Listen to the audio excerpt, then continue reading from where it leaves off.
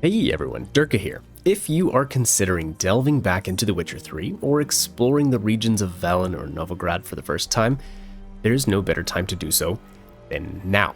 The IGN Game of the Year for 2015 has been given a fresh paint job with a next-gen polish including ray tracing and 4K, or an ultra-high performance 60 FPS mode.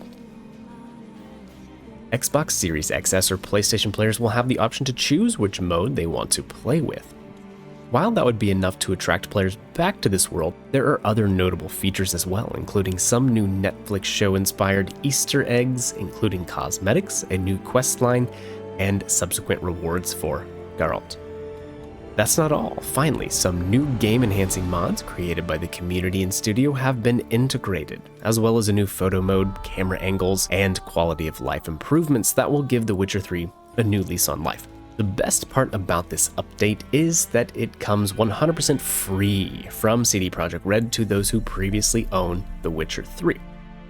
So let's delve into some of the new features you can expect, starting with the graphics changes. Ray tracing, global illumination, and ambient occlusion are all featured now in the ray tracing mode, bringing new light and life to the game, albeit at a cost. In this mode, you will only be able to maintain 30 FPS, and at times I felt like there were additional frame drops on the Series X. When switching to 60 FPS mode or performance mode, the game is buttery smooth. A quick comparison of Geralt and Roach riding across the countryside, and it's very easy to see the differences. The controls in Geralt's interaction with his environment feels much more responsive and much more real with the higher frame rate on performance mode. Regardless of which mode you choose, lots of base textures in the game have also been reworked with 4K textures. Several community mods have been incorporated, including HD Reworked by Hulk Hogan, HD Monsters by Denroth, and more. These upscaled textures can be noticed on the main characters, including Geralt, Yen, Triss, Ciri, and more. Speaking of the main characters, during cutscenes and out of cutscenes, these characters will now cast high-resolution shadows. And some of the clipping issues with Geralt's white locks through armor and apparel have also been fixed. The environment will look a lot more full and vibrant with an increased amount of foliage and vegetation. The water has also been improved, and the lake streams and rivers will be more reflective. Finally, with the environment, there will be new weather modes. It's going to improve the variety of the world. Dense fog will settle in some areas, and it will completely change the way areas of the map feel, even if it's your second or third playthrough. And what better way to see these new improvements than with a new photo mode? You can now capture photos of your adventures. While in-game, simply click both left and right sticks at the same time and the photo mode will pop up. It comes with a variety of settings and options to create some epic captures of your gameplay. On top of the new photo mode, there is now a new camera angle. This close over-the-shoulder angle is a more modern look like Red Dead Redemption 2 or Cyberpunk. When exploring or riding around on Roach, this new view changes the whole experience of the game, making it much more immersive and cinematic. I will say it may make it a little more difficult when fighting large groups of enemies, but if this is a problem for you, people sneaking around and getting behind you, you can tweak things a little bit in the options menu. You can have a separate camera angle for exploring, riding Roach, or fighting, using either the original camera or the newer, closer one. The quality of life improvements are nothing to scoff at either. For instance, when exploring the world now, it is more seamless to collect ingredients now with a fast gathering system. No more menu popping up to interfere with your alchemy work, but there is still a menu that pops up when you are looting containers or corpses. The combat is also a little more streamlined as well, with an optional quick cast system for your signs.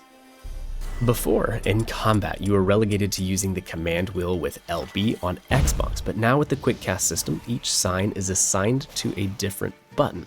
It does take a little bit of getting used to, but once you master it, it makes combat more immersive and streamlined. You don't have to take the time to stop in the middle of a fight to look at a menu. Instead, just hold RT, right trigger, click whatever sign you are needing to cast at that moment.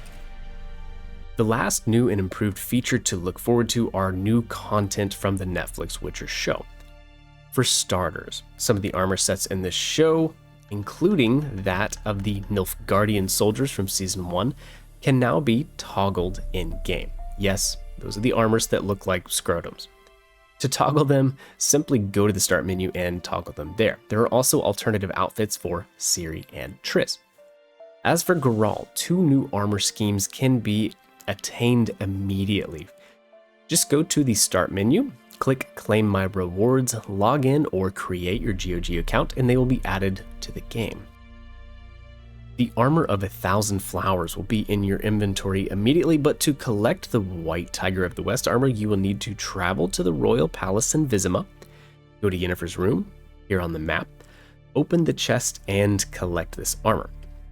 As far as I can see, there are no prerequisites to grab these armors, except I will say in order to wear the White Tiger of the West armor, you will need to be a level 11 at least. There is also a whole new quest line following the Netflix show, but not wanting to spoil anything for you, we will save that for another time.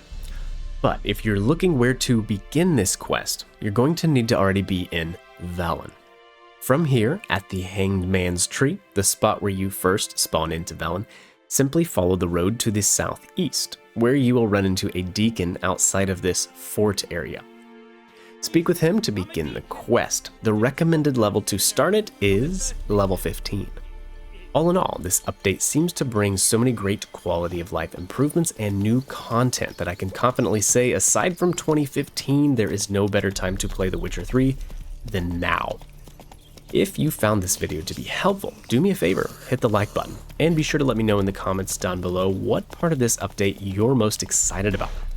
Are you a longtime fan or just starting this game for the first time? I look forward to hearing from you. Be sure to subscribe for future content, and I'll catch you in the next one. See ya.